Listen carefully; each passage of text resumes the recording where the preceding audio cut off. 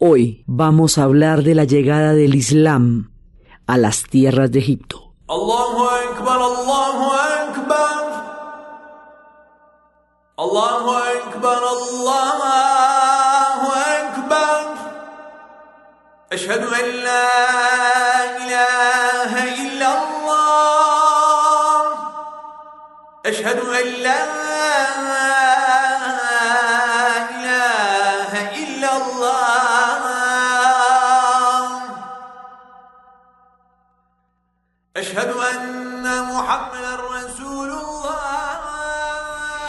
La vez pasada habíamos visto cómo había llegado el cristianismo procedente de la Tierra Santa de Jerusalén y cómo el cristianismo, en su versión egipcia, los coptos, se había convertido en la fuente del nacionalismo egipcio frente a todos los cambios de influencia y de esferas de la zona y frente a la creciente importancia de Constantinopla. Ahora vamos a ver cómo va llegando de lo profundo de la península arábica la influencia del Islam y cómo poco a poco Egipto siempre va a ser importante en cualquier orden que le toque, cualquiera que sea la influencia que llegue. Egipto encontrará la manera de ser protagónico de esa influencia con el tiempo y de una u otra forma. En el tiempo de los cristianos va a tener una gran influencia por el recorrido de la familia, de la Sagrada Familia, cuando huían de la persecución de Herodes, y por el significado bíblico para los judíos de la salida de Moisés de Egipto, digamos, en todo lo que tiene que ver con la religión y con la fe. Egipto va a ser importante, y cuando lleguemos a la geopolítica, en cambio también. Ellos son importantes por definición en la historia, y siempre van a ocupar un lugar preponderante, sea cuales sean los órdenes históricos. Habíamos visto que esta gente es un pueblo devoto, un pueblo de fe. Esa condición mística, esa condición tan dedicada a lo sagrado, ese concepto de lo sagrado tan profundamente arraigado en el alma de los egipcios, hace que la llegada de las nuevas religiones tenga en Egipto un espacio espiritual preparado para entenderlas y para asumirlas y para hacerlas parte de su corazón, porque está en el alma egipcia rezar, y está en el alma egipcia adorar lo sagrado y la divinidad. Entonces ellos serán cristianos coptos con una devoción impresionante, y también serán musulmanes con una gran devoción, como fueron faraónicos con la inmensa devoción a Ra, porque está en el sustrato mismo de su corazón el tener siempre abierta el alma a la manifestación de la divinidad y lo sagrado. Entonces el Islam va a venir de la península arábica, y el Islam aparece en el año 622, es cuando se cuenta desde el año 1 de la era islámica, cuando Mahoma va a tener la revelación en la cual el arcángel San Gabriel le dice que Alá le envía un mensaje y lo llama a peregrinar la nueva fe, a esparcir la nueva fe por la tierra. Inmediatamente Mahoma abandona su mundo de comerciante y empieza a predicar. A causa de la persecución, va a ser, desde la prédica lo van a perseguir. Esa persecución va a hacer que él tenga que huir de la Meca a Medina. La palabra árabe para huida se llama égira. Es así como se llama el año 1 de la era islámica, 622 del tiempo después de Cristo. Entonces, ¿qué pasa? Hay un tiempo bizantino que se llama la Roma de Oriente.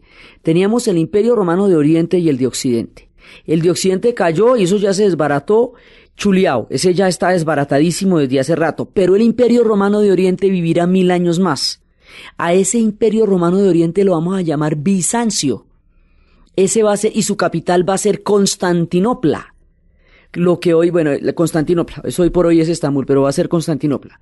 Entonces, ellos van a durar más o menos desde el año 300 hasta 1453, cuando los turcos se tomen Constantinopla. O sea que durante todo el tiempo de relato existe el Imperio Bizantino con una magnificencia impresionante. Mientras tanto, de otro lado de la historia, surge la influencia del Islam y el mensaje de Mahoma, en el 622. Entonces, a partir del 622, el imperio bizantino, que ya lleva un rato puesto allá, va a correr paralelamente como ríos profundos en la historia de Oriente con el mundo del Islam.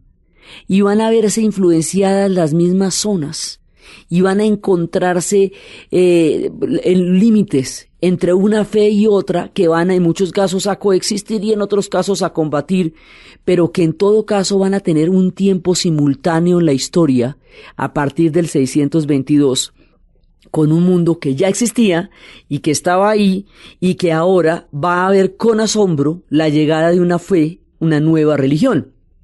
Entonces Mahoma predica y Mahoma trata de organizar las tribus del desierto y Mahoma va a escribir el Corán, pero el Corán es una revelación de Alá.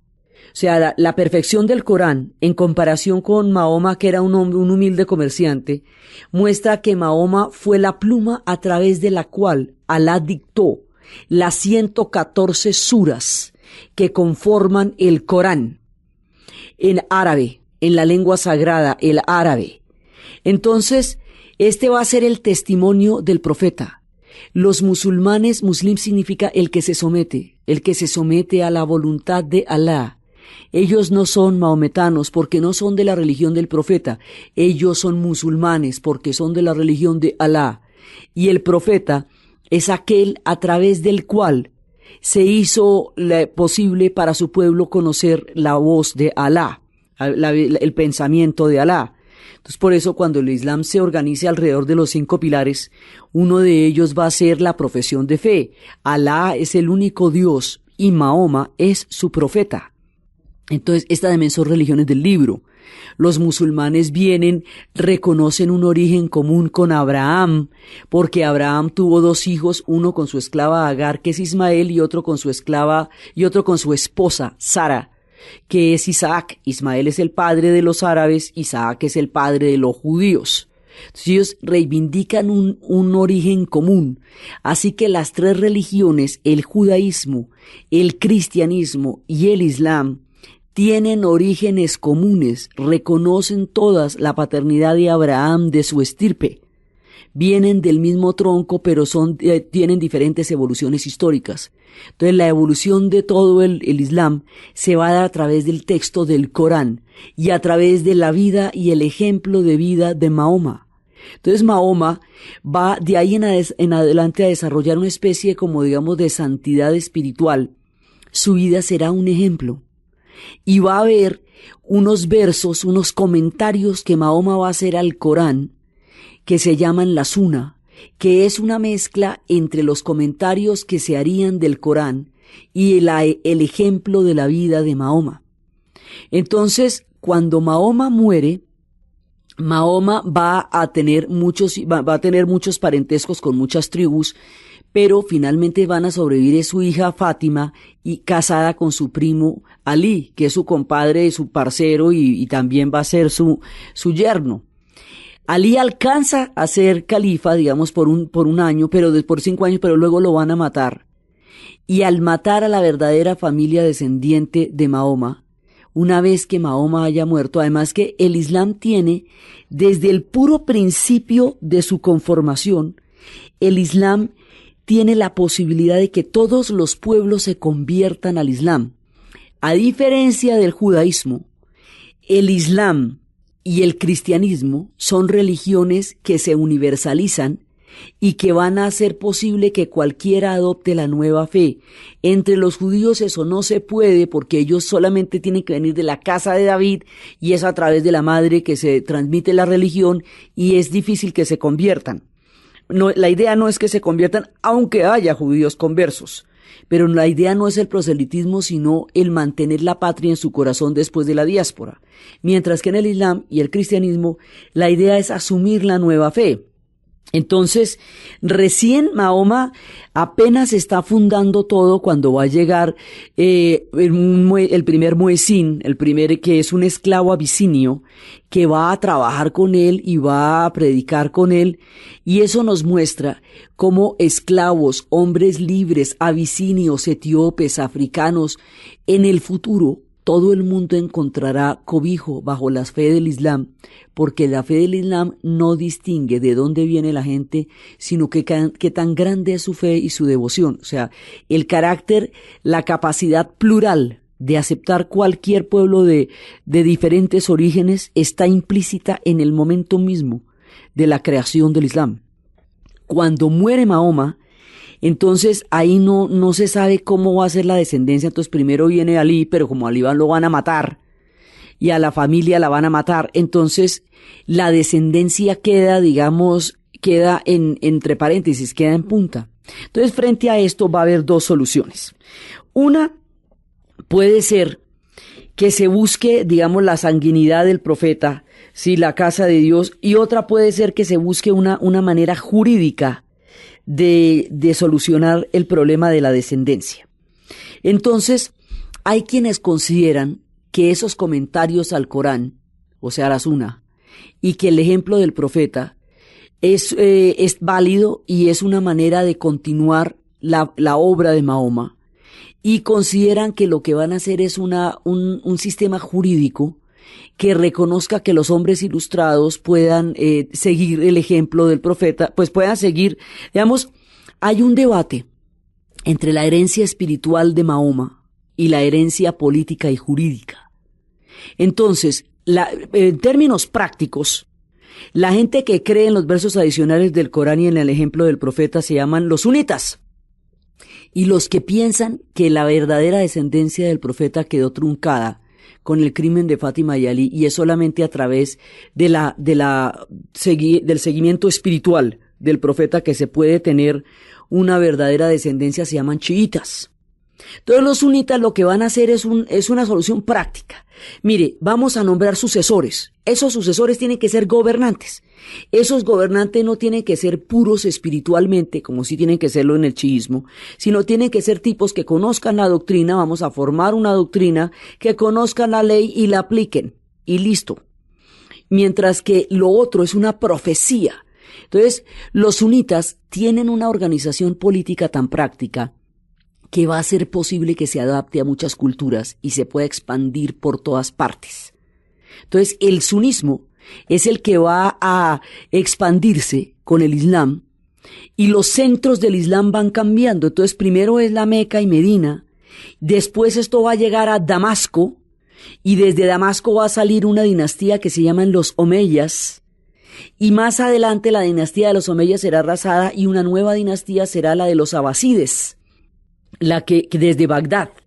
Entonces esto se va moviendo, Damasco, se va moviendo primero la Meca y Medina, Damasco, Bagdad, pero también va a pasar por el Cairo.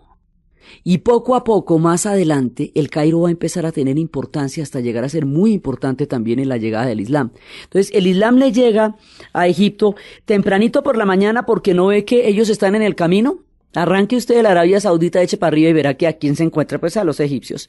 Entonces, ellos están en el camino de la expansión del Islam, como están en el camino de la expansión del cristianismo. Así que las dos mareas religiosas de Oriente van a encontrar un punto importantísimo en Egipto, porque la situación mística y geográfica de los egipcios los hace parte del mundo de las nuevas religiones. Entonces, así es que van a llegar. Y los suníes finalmente van a solucionar los problemas de la descendencia del profeta de una manera práctica que permita que muchos otros pueblos se puedan meter en ellos. Mientras que los chiitas, como tienen una mirada absolutamente, digamos, una mirada en la cual la espiritualidad y la pureza es la que va a dar la descendencia, y en la cual hay una traición porque usurparon la legitimidad de Fátima y Ali, ellos van a ser minoría. Ellos van a buscar en la santidad de sus clérigos, a los que llamarán imanes. Entonces hay unos que van a llamar imanes, que son los que representan esa pureza espiritual. Hay unos que creen que hay 7 imanes y se llaman septimanos. Y hay otros que creen que hay 12 imanes y se llaman duodecimistas, porque están esperando un imán. Entonces los chiitas van a formar una interpretación sumamente particular del Islam, que siempre va a ser minoría, y que va a estar en constante lucha contra el mundo sunita, que cada vez se hace más y más grande y se expande cada vez más y más y más. Entonces, desde el principio hay esta división, pero el Islam como cultura y como civilización va floreciendo en muchas partes de la tierra y en su florecimiento atraviesa la antigua tierra de los egipcios.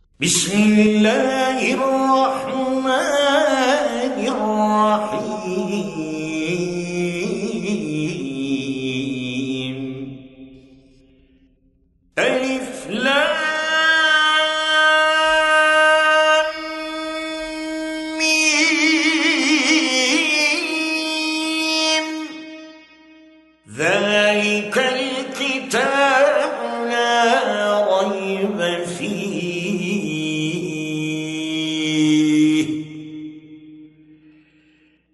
هدى للمتقين الذين يؤمنون بالغيب ويقيمون الصلاة. El Islam va reglamentando una fe. Y hay cosas en las que los chiitas y los sunitas están de acuerdo. Digamos, hay 5 pilares del Islam, independientemente de qué crea usted, si en Fátima, en Ali o en los califas.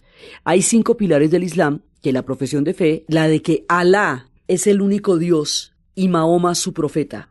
El ayuno del Ramadán, que significa tener calor. El Ramadán está hecho con los calendarios lunares y no se puede variar y no se adapta a los calendarios solares. Por eso cae en diferentes tiempos de acuerdo con nuestro tiempo, porque es el calendario solar. Es un ayuno que empieza desde el momento en que el día, en que se oculta, el que el sol sale hasta cuando el sol se oculta. Ese ayuno, que es un ayuno de comida, que es un ayuno de licor, que es un ayuno de relaciones sexuales, es un ayuno de todo, es una manera de entrar en un proceso reflexivo acerca de la condición de la fe y hacer un alto en el camino para poder orar y dedicarse al interior de la vida espiritual, porque si no la vida cotidiana termina por arrasar los espacios de la fe y no dejar permiso para que la gente mire su interior. Es un tiempo de una mirada interior.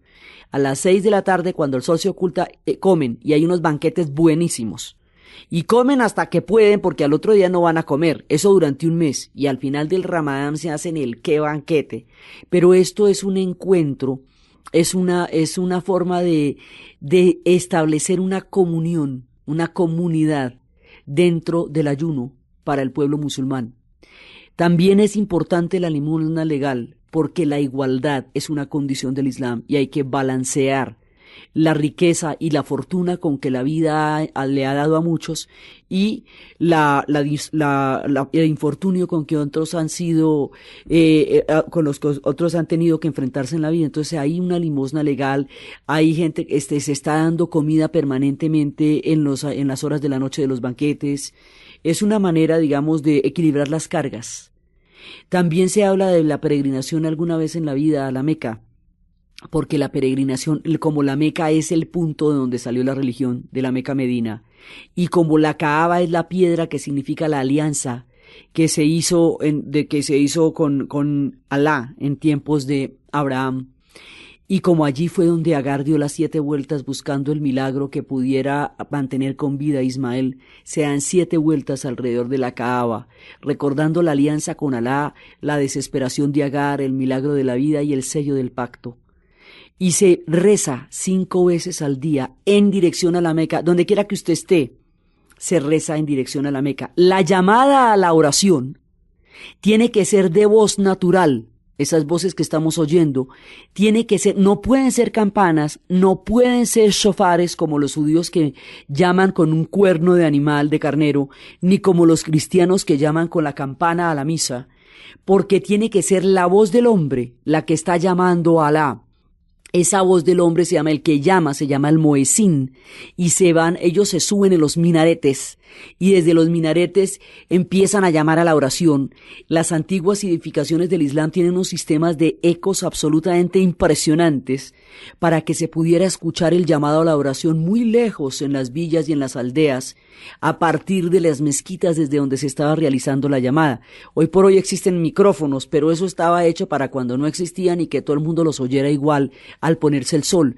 Hay una llamada en el momento en que el sol sale, hay una llamada al mediodía, hay una llamada al atardecer, hay una llamada en el momento en que el sol se oculta y hay una llamada a las 12 de la noche. La oración se hace en 3 minutos en cualquier parte. Ellos se arrodillan donde quiera que estén. Si pueden ir a las mezquitas, van a las mezquitas.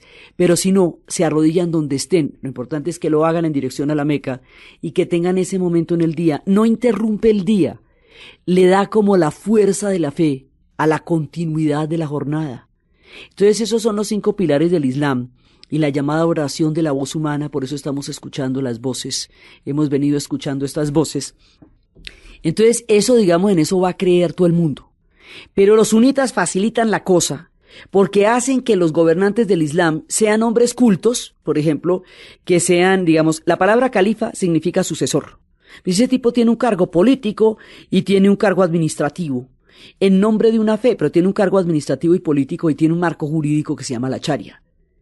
Hay otros personajes que los nombran por consenso, que se llaman los ulemas, que son, digamos, como aquellos encargados de explicar la doctrina, de leerla, de compartirla. En el sunismo, esos hombres son ilustrados y tienen que gozar de un gran prestigio dentro de su comunidad para que puedan ser ulemas. Y los califas son gobernantes, en nombre de una fe, pero son gobernantes. En el chiismo, la gente tiene que ser santa y espiritual. Eso complica las cosas, porque para convertirse al chiismo usted tiene que tener alguna afiliación a las ramas originales del profeta, pero además usted tiene que ser santo. Entonces es más fácil para muchos pueblos convertirse al sunismo y el sunismo va a esparcirse con mucha mayor rapidez. Pero los chiitas van a ser importantes y los chiitas van a ser un pueblo perseguido, un pueblo minoritario y una expresión de otra forma del Islam, latente siempre y muy importante dentro de todo lo que va a pasar. Entonces, ¿qué pasa? Los sunitas van conquistando el mundo y van a conquistar Egipto también. Y en Egipto también va a haber una fracción chiita más adelante. Van a surgir unos chiitas en Egipto y van a surgir otros chiitas en Irán, donde será más importante todavía el mundo del chiismo en el momento en que en el momento en que el Islam llegue a Persia. Entonces, los centros de poder van cambiando, por un lado, y pues van a llegar a Damasco los omeyas, y más adelante van a llamar los abasíes, que van a acabar con los omeyas y van a montar una nueva dinastía desde Bagdad. Cuando el Islam llegue a Bagdad, en tiempos de los abasíes, se va a universalizar, porque los abasíes van a dar la forma del Islam al Asia. Y de esa manera Persia, y de esa manera todos los pueblos del Asia Central, todo lo que es Turkmenistán, todo lo que es Afganistán, todo lo que son esos pueblos, lo que llamamos el Asia Central, desde Afganistán hasta Turkmenistán, Uzbekistán, Tayikistán, todos esos pueblos del Asia Central, los pueblos nómades, todos se van a convertir al Islam alrededor del influjo del mundo abasí. Entonces los abasíes van a ser una forma de captar el saber universal, el saber de Bizancio, el saber de la India, el saber de todos los demás pueblos y el suyo propio, y van a entrar en contacto con la riquísima Persia. Y la riquísima Persia les va a dar su legado de civilización, que es tan maravilloso que los persas serán a los árabes lo que los griegos a los romanos. Y entonces los persas darán su matemática, darán sus grandes versos, sus poemas como Omar Khayyam. Los persas darán lo mejor de su sabiduría, pero los persas, como son un pueblo tan antiguo, tan orgulloso y tan altivo, sí se van a someter al Islam, pero no en la versión sunita porque ellos llevan la contraria, sino en la versión chiita. Entonces los persas van a ser chiitas, van a ser musulmanes, sí, pero van a ser chiitas, y a ver. Entonces se va formando, es un mundo universal en donde están desde las más altas y sofisticadas civilizaciones, como lo que va a llegar a ser Bagdad, hasta los pueblos nómadas por allá perdidos entre los camellos y los dromedarios de la duna. Entonces mire que el Islam es un montonón de combo, tan heterogéneo y tan diverso que eso es bien difícil generalizarlo porque rinde el tributo de muchos ríos. Es toda el África del Norte que van a ser los beduinos. Entonces esto tiene beduinos, tiene nómadas, exquisitos persas, grandes ciudades y se va volviendo un mundo colosal el Islam. Se va volviendo una cosa impresionante y van teniendo sus profundas divisiones, pero va a ser un mundo urbano. En ese mundo va el comercio del arroz, de la caña, del azúcar que vienen de la India y de la China, de la naranja, del limón, de los inciensos, del albaricoque, de todas las frutas, de los aceites, de las aceitunas, de los olivos, de la pimienta, del jengibre, de la canela. Todo eso se va a conocer por el Islam. La palabra Damasco significa borocado. La muselina viene de Mosul, el organdí viene de Orange, el tafetán viene de Taftán. Entonces ellos van a ser los exquisitos de las telas, de los baños públicos. Los baños de ellos no van a ser de agua sino de vapor, porque estos pueblos no tienen agua mucha. Entonces van a desarrollar una civilización exquisita, sofisticadísima, y esa civilización va a conocer la sofisticación que también tenían los egipcios y va a ser particularmente sofisticada entre los egipcios. Entonces resulta que hay otra parte del Islam que no son ni los sunitas ni los chiitas, sino que son los sufíes. Vienen del antiguo Irán, pero van a tener una influencia en todas partes. Los sufíes son los que consideran que su práctica del Islam está hecha a través de la emoción, a través del amor, a través del éxtasis, a través del puro misticismo, de la profunda espiritualidad. No son institucionales, no tienen, digamos, clérigos, ni ulemas, ni imanes, ni nada. Simplemente creen en que la experiencia religiosa, o sea, que lo que es importante de la fe es el contacto directo con la experiencia religiosa, que es el amor de Alá. Entonces, ellos son preislámicos, pero se van a asimilar al Islam.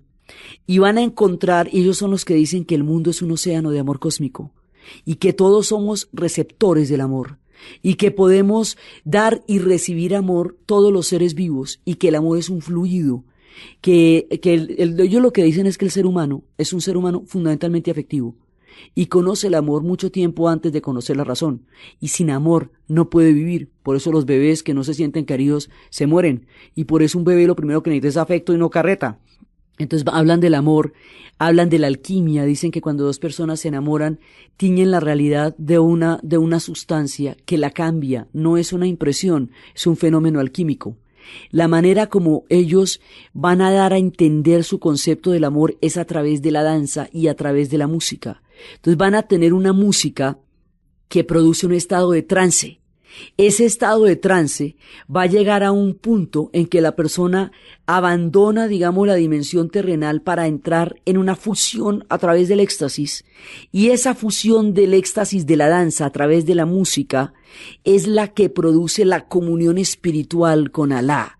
Ellos son músicos y son poetas y son místicos que van profesando por todas partes esta actitud religiosa y mística con la cual ellos entienden el Islam, y esta es la música que van tocando.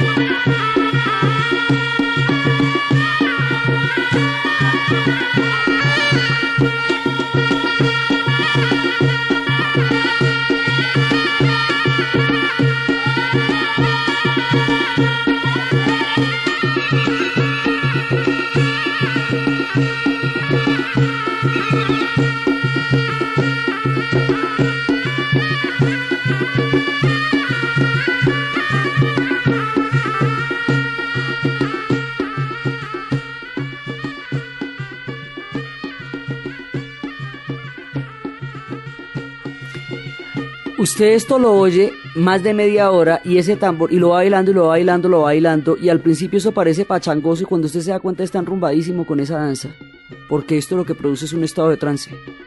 Entonces la danza, ellos se toman de los brazos y bailan en una fraternidad y en una alegría y en un compartir la espiritualidad, y eso los va llevando al trance. Y es a través de la danza como van llegando al trance. Hay otros que van a bailar alrededor de su propio eje, con unas faldas triangulares que se van a llamar los derviches, que van a ser particularmente importantes en el Líbano, que dicen que cuando están en trance las espadas no los penetran. Pero de lo que se trata el sufismo es de vivir la espiritualidad con un gozo, con una alegría tan pletórica de amor y de misticismo, que la alegría máxima sea profesar la fe en Alá. Entonces, esta manera, esta actitud de los sabios místicos va a ser sumamente popular. Y como no tienen institucionalidad ninguna, ni templos, ni nada, sino que van predicando y van echando la carreta por todas partes, el sufismo se va a expandir por todos lados. Desde Marruecos hasta Chechenia, pasando por Líbano.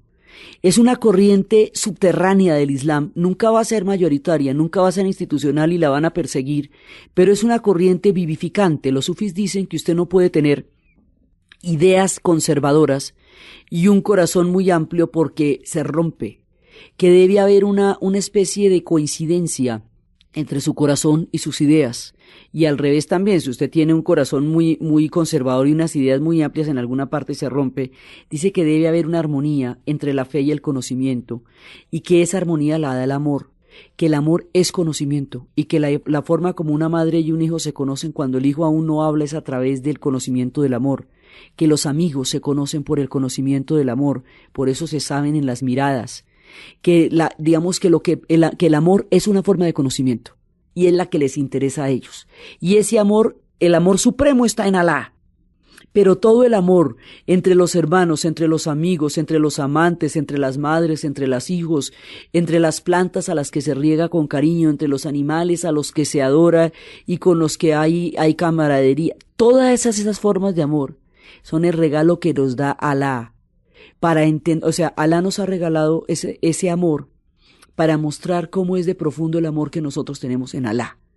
Y entonces este camino es un camino de búsqueda interior, de luz y de búsqueda del amor, una actitud mística, profunda, que difiere, o sea, que es distinta al surgimiento y al seguimiento de los sunitas y los chiitas, que están buscando la doctrina del Islam. Estos están buscando la iluminación interior y adoptan el misticismo como una forma de expresar ese amor a Alá. Esta es la influencia que con las cruzadas, ahorita vamos para las cruzadas, que con las cruzadas en Occidente, a través de Leonor de Aquitania, se van a convertir en el amor romántico. Es de esta influencia que Occidente va a sacar el amor romántico y los tribunales del amor y el amor cortesano y los trovadores que cantan a las doncellas y esos amores platónicos. Es como Occidente va a entender el influjo del amor que a través de las cruzadas conocerán la figura de Leonor de Aquitania. Pero ya vamos para allá porque ahorita entramos en las cruzadas, todavía estamos apenas echando el rollo. Entonces, ¿qué pasa? Este es otro combo, los sufis, ahí van, vienen del antiguo Irán. Entonces tenemos los chiitas, los sunitas, tenemos los chiitas y tenemos los sufis. Y estos van cada cual ocupando un lugar en el mapa del Islam. Entonces ellos van a desarrollar pues una civilización impresionante y el Islam se va a universalizar a través de los abasides.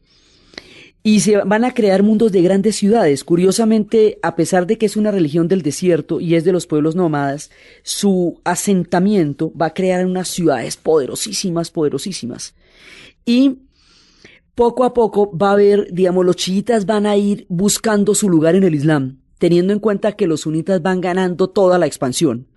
Y los chiitas van a fundar en el año de 969, como una victoria que hicieron ellos contra los sunitas, una ciudad que llamarán El Victorioso, por la victoria. Esa ciudad que llamarán El Victorioso se conocerá con el nombre de Al-Cair en árabe y hoy por hoy El Cairo.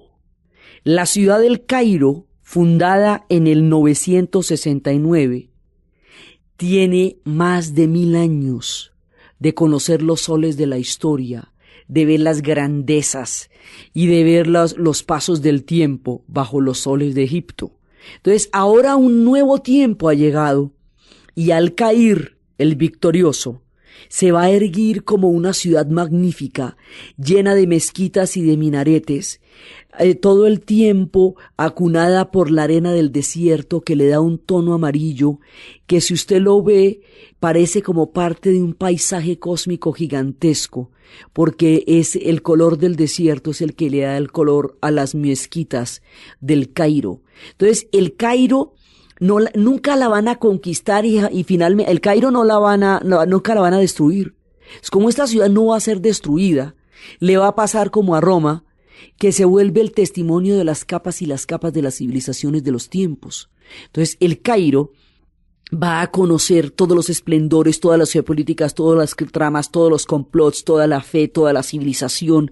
Y el Cairo será una ciudad magnífica desde los tiempos del victorioso de los chiitas hasta la actualidad, donde tiene 20 millones de habitantes y se ve desde los grandes puentes y las grandes avenidas construidas en la era de Nasser, con estatuas de Ramsés II que miden más de 8 metros, con mezquitas y minaretes y el oído y la llamada de la oración, y se mezcla el mundo del Islam con las campanitas y con las llamadas de los coptos y con las iglesias coptas que están en todas partes y con los mundos faraónicos que dejan su testimonio y con el progreso de la era moderna y con los zocos que son los bazares y con la cantidad de especias que se venden en la calle en montañas de colores y con las telas de todas partes y con los sabores de esa comida, y van creando un mundo fascinante, y las grandes ciudades del Islam serán un mundo impresionante de calles estrechas para que pasen los camellos,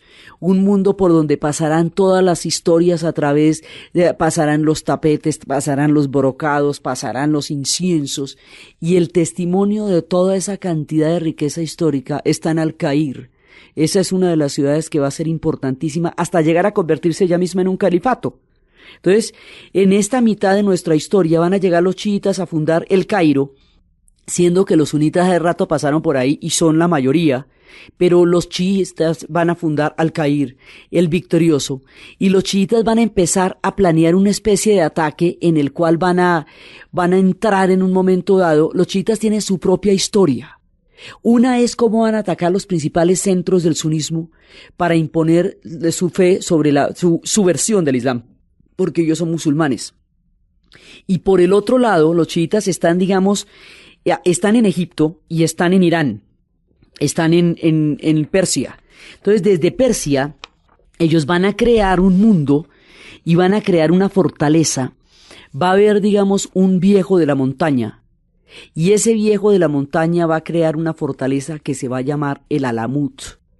Esa montaña del Alamut nos la va a contar una novela que lleva ese nombre, que la escribió un esloveno que se llamaba Vladimir Bartol, que murió en 1967, que era un espíritu libre, y como la escribió en esloveno, de aquí a que todo el mundo se enterara que decía eso, y va contando la historia de la fortaleza de la montaña, y decía que atrincherados en la ciudadela del Alamut, auténtico nido de las águilas de las alturas del norte de Irán, estaba Hassan ibn Abab, el viejo de la montaña, que era el jefe de una secta caracterizada por el fanatismo, que libraba una guerra santa contra los turcos y que estos amenazaban con imponer su dominio contra los sunitas. Entonces hay una serie de luchas internas.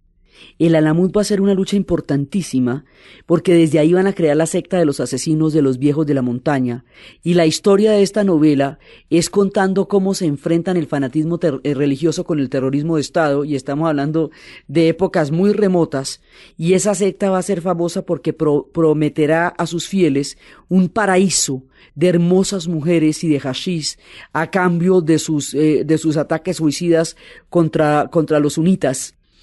Y eso, es una de las variantes.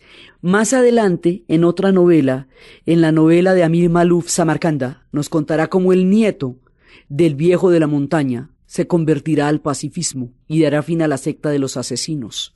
Entonces, el sunismo está gobernando, pero los chiitas tienen mucha manera de estar existiendo al interior de este mundo sunita. Una va a ser a través de Irán, a través de toda la experiencia de esa historia que nos la va contando este hombre que fue en sí mismo un espíritu libre y que entendía su tiempo desde las antigüedades. Y otra son los chiitas que fundan el Cairo. Los chiitas fundan el Cairo, Al-Cair, ¿sí? Y en ese momento ellos van a tener una avanzada que van a llegar a tomarse la Meca, van a tomarse hasta Damasco, un ratico tuvieron Jerusalén, bueno, una cosa impresionante. Y ellos van a, digamos, en un momento dado, ellos van a tener un control sobre los principales centros del Islam que estaban en manos de los sunitas. Entonces los sunitas se recontrapellizcan y van a hacer una contraofensiva para sacar de allí a los chiitas que están ganando la batalla, que ellos ya tenían ganada desde hacía mucho tiempo. Ese contraataque suní se va a hacer con tropas turcas, porque los turcos también están convirtiéndose en Islam y son los turcos selyúcidas. Entonces, cuando se produce esta guerra entre los chiitas que desde el Cairo arrancaron una ofensiva la tenaz y los turcos, los selyúcidas que van a contraatacar, en ese momento la peregrinación a Jerusalén se ve interrumpida porque los peregrinos los mata porque no están en qué tropel ahí.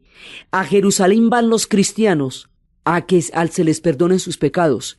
La peregrinación a Jerusalén es el centro de la fe cristiana. En el momento en que esta disputa entre los selyúcidas y los chiíes rompe el paso a Jerusalén, es cuando se declara desde el otro lado del mapa una cosa que se va a llamar una guerra santa, que se va a llamar una cruzada. Y empiezan las cruzadas, que son movilizaciones armadas de ejércitos para reconquistar las tierras santas que consideran que están en manos que al estar en manos de los musulmanes no están, digamos, como deben ser en manos de ellos. Entonces empiezan las cruzadas, van a haber 8 cruzadas, y empieza todo el avance. Esas cruzadas tienen su epicentro en Francia fundamentalmente y en Inglaterra, y se llaman los francos. Durante la época de las cruzadas, durante las diferentes cruzadas, es que van a aparecer las figuras, primero de Leonor de Aquitania en la primera cruzada, que es la que va a conocer a los sufis y a través de los sufis llevar la idea del amor romántico a Occidente, y es la que va a hacer los tribunales del amor, en la cual usted va con el corazón roto y el tribunal del amor falla quien le rompió el corazón al otro.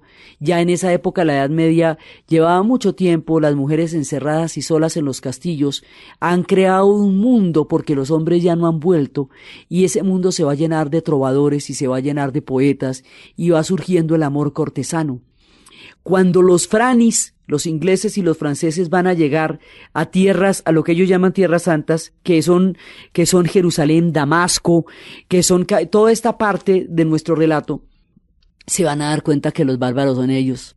Se van a encontrar unas ciudades magníficas con estas sedas y estas muselinas. Esto ya es en Oriente, digamos, los árabes, ellos ya comían con cubiertos y los otros comían con la mano. Se van a encontrar con un pueblo tan sofisticado que mientras ellos tienen a sus mujeres con cinturones de castidad de hierro en estos castillos, aquí están las sedas y los harems. Ellos quedan descrestadísimos. Y ese descreste va a permitir muchas formas de conocimiento que estaban trancadas porque se había roto el flujo entre Oriente y Occidente. En toda esa época es que van a llegar los textos, las traducciones de Aristóteles por la vida del Califato de Córdoba, y va a llegar el amor romántico por la vida de Leonor de Aquitania, y muchas cosas sofisticadas. Van a encontrar que los árabes tienen universidades, van a encontrar que aquí había un mundo impresionante. Los árabes de la época del Califato de Bagdad conocían la cámara oscura, el álgebra, la alquimia, los algoritmos, conocían una gran cantidad, y conocían la medicina, trasplantes de córnea, conocían una cantidad de cosas que no se conocían en el medioevo de Occidente. Van a entrar en contacto con una civilización impresionante y se van a dar cuenta que ellos, digamos, eso les va a correr los perímetros de medición del mundo, porque en ese momento la civilización florecía en el mundo de los abasides. Entonces, y en el mundo del Islam. Entonces empiezan las cruzadas, y en esas cruzadas es donde van a aparecer una cantidad de personajes. Y es en esas cruzadas donde nos va a aparecer el hijo de Leonor de Aquitania. Leonor de Aquitania se va a casar con Enrique III, y esos van a tener 3 hijos. 1, Ricardo Corazón de León. 2, Juan Sin Tierra, al que le van a hacer la Carta Magna. Y el tercero, Godofredo, que no quedó en la historia así como mayormente. Ricardo Corazón de León irá a la cruzada. Como él era el rey, su partida hacia las cruzadas va a dejar un vacío de gobierno, porque Juan Sin Tierra siempre se considera un rey legítimo porque no es Ricardo. En tiempos de Juan Sin Tierra, cuando Ricardo Corazón de León peleaba en las cruzadas, es que se establecen ciertos núcleos de resistencia y de oposición a Juan Sin Tierra, porque consideran que es un rey opresivo y que el verdadero rey Ricardo ha de regresar algún día de la cruzada. Es en esa época cuando surge desde los bosques de Sherwood la figura de Robin Hood y surge Ivanhoe también. Entonces todas esas leyendas de Ivanhoe y de Robin Hood y de los bosques de Sherwood y del sheriff de Nottingham y de toda la gente que acompañó a Robin Hood, Lady Marian y el pequeño Juan y el espíritu del bosque de Ernie, está situado en este momento en las cruzadas. Entonces, de las cruzadas hay un montón de referencias que se sitúan en esta época. Desde Leonor, la madre de Ricardo, y sus corazones y sus cortes de amor, y el amor cortesano, y los trovadores, y toda esa historia del amor romántico y la idealización de la mujer casada, porque conquistarla era un peligro, porque podía llegar el tipo en cualquier momento de la guerra y matarlos si lo encontraba torre arriba, hasta todas estas aventuras de los bosques de Sherwood. Todo eso sucede en las cruzadas. Al otro lado de las cruzadas de Occidente, en las cruzadas que están contestando los pueblos árabes, va a aparecer una figura de talla mayor que se va a enfrentar a Ricardo Corazón de León. Y esa figura de talla mayor va a ser ni más ni menos que Saladino, y Saladino va a ser el propio de todos los propios, un impresionante guerrero, un caballero, un diplomático, un hombre sofisticado, sagaz, capaz de entender a su enemigo y de entender la lucha, un hombre de honor. Saladino va a tomarse Egipto y va a tomarse el Cairo y se va a convertir en visir del Cairo y va a tomarse Siria. Y va a crear un reino entre Egipto y Siria, y que Saladino va a llegar en la primera cruzada. O sea, cuando se hace la primera cruzada se toma en Jerusalén, y luego Saladino la reconquista. Entonces, ahí la primera avanzada se toma en Jerusalén, y luego Saladino va a reconquistar Jerusalén, y de ahí en adelante las cruzadas van a tener un montón de tiempo de tablas. Como son varias, entonces Saladino va a estar en las diferentes, son muchas cruzadas. Entonces, a partir de eso va a surgir la figura de Saladino, y la figura de Saladino va a ser el protagonista de las grandes cruzadas. Él arranca en la segunda, en la primera de la de Leonor, pero arranca en la segunda, y es cuando se incorpora a los ejércitos de Nur el-Din, y de aquí en adelante él se va a convertir en la figura que va a dar el mundo de las cruzadas. Él va a estar también cuando comienza la tercera cruzada, y él va a ser un hombre que a través de la astucia, el honor y la sagacidad militar va a terminar definiendo en última la situación tanto de Egipto como del Oriente, tanto de los reinos cristianos que aún existen en esas tierras de Oriente, como del Islam, como del carácter árabe que de aquí en adelante va a tener la historia de Egipto, porque con la llegada del Islam tiene un carácter musulmán, pero con la llegada de Saladino va a tener un carácter árabe. Entonces el Egipto que la vez pasada nos quedó copto, esta vez nos queda islámico, y ahora con Saladino árabe, y el mundo árabe va a llegar al mundo de los egipcios. Y Saladino, con su fortaleza, la fortaleza que hoy existe todavía en la ciudad del Cairo, con su gran audacia, se va a volver una figura romántica tanto en Oriente como en Occidente, y va a dar lugar a una cantidad de literatura romántica cuando surjan los movimientos de los románticos en Occidente, porque es una figura de una talla colosal. El hombre que hace esta fusión de la cultura egipcia con la cultura árabe es Saladino. Y es a través de él que los egipcios toman este rumbo de la historia donde todavía se encuentran, que es el rumbo del mundo árabe y del mundo islámico. Como los cruzados van a tratar con igual rudeza y sin distinguir a los cristianos que a los musulmanes, van a arrasar, van a acabar con todo el mundo y van a asolar ciudades enteras. Los coptos se van a unir con los musulmanes, porque para ellos en última son más enemigos los cristianos de Occidente, que no respetan nada, que los musulmanes con quienes habían convivido en perfecta paz, porque el Islam no reñía con la religión copta de ninguna manera. Eso va a hacer que los coptos y los musulmanes, desde entonces y hasta el sol de hoy, convivan en perfecta armonía y respeto dentro de la tierra de los egipcios y los dos conformen parte del mosaico histórico que es el Egipto actual. Entonces, esas cruzadas los van a unir, los van a hermanar en un mundo egipcio y en un mundo capaz de convivir.